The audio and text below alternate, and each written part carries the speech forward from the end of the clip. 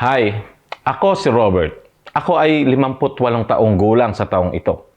Araw-araw sumasama ako sa mga parokyano upang dumalo sa taunang misa.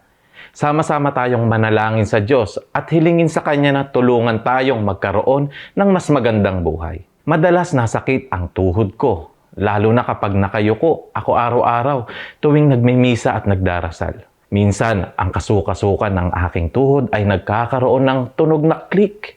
Ang tunog na parang nakakaramdam ng tuyo. Sa bawat pagluhod ko, hindi mabata ang aking sakit. Ang pananakit ng tuhod, hindi lamang nakakaapekto sa aking pagluhod, kundi pati na rin sa paglalakad ay lubang hindi komportable. Tuwing tatayo ako mula sa pagkakaluhod, natutulala ako at namumutla ang aking muka. Hindi ako makatayo ng matagal sa oras ng pagdarasal. Ito ay kakilakilabot at nagkaroon ng malalim na epekto sa aking buhay. Nakagamit na rin ako ng ilang produkto kasama ang pag-eehersisyo, ngunit hindi pa rin nawawala ang sakit. Sa mahabang panahon, hindi ako nakaluhod at tumayo para manalangin sa Diyos. Naisip ko na nga na hindi na ako makakayuko at iyon ay kakilakilabot. Pinagpala ako ng Diyos. Amen. Sa kabutihang palad, nakilala ko ang Digosure Nut Milk. Noong una, hindi ako makapaniwala. Ngunit pagkatapos ng maraming parokyano nagdarasal kasama ako ay pinaalam din sa akin na ang gatas na ito ay napakabuti para sa mga buto at kasukasuhan. Lalo na sa mga kasukasuhan ng tuhod at naninigas na paa.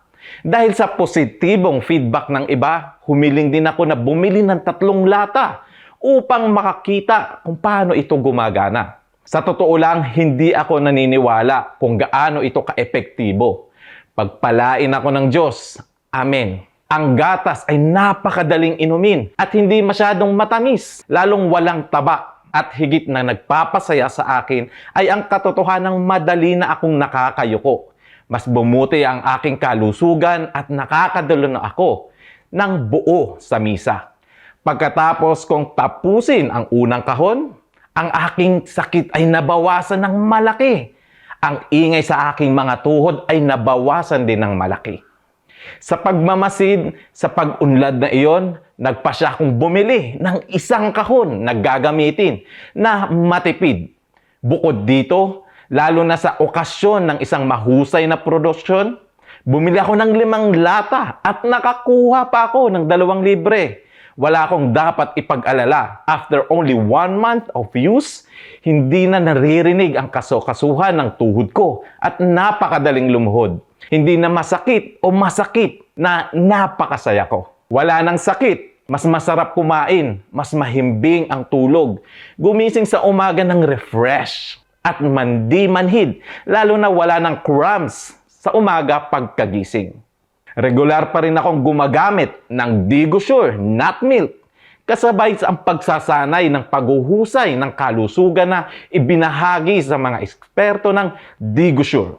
Ang resulta ay mahusay. Sa partikular na panahon ng progreso at paggamit ng Digosure Nut Milk, palaging mayroong isang pangkat ng eksperto na susuportahan at sasagutin nila lahat ng anumang mga katanungan ng may detalyado. Minsan may mga promo. Lahat ng kaibigan ko ay tumatawag sa akin para umorder at makatipid. Napakaganda. Kahit gaano kakadami, hindi ka makakaramdam ng bigat, pagod o edema. Sa kabuuan, walang sapat na punuhin tungkol dito. Paborito ko talaga itong Digosure Nut Milk. Nawala ang lahat ng pananakit ng kasukasuhan ko after about a month.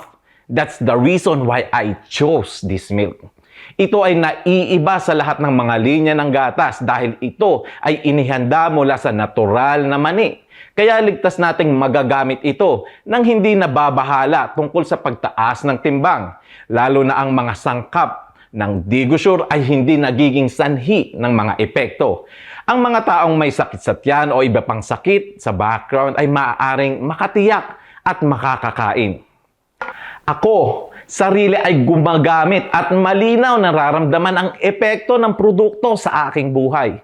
Ibinabahagi ko ito sa mga parokyano at tumutugon din sila na ang gatas na ito ay napakasarap gamitin. Kaya mas pinagkakatiwalaan ko itong DigoSure Nut Milk. Pagpalain tayo ng Diyos.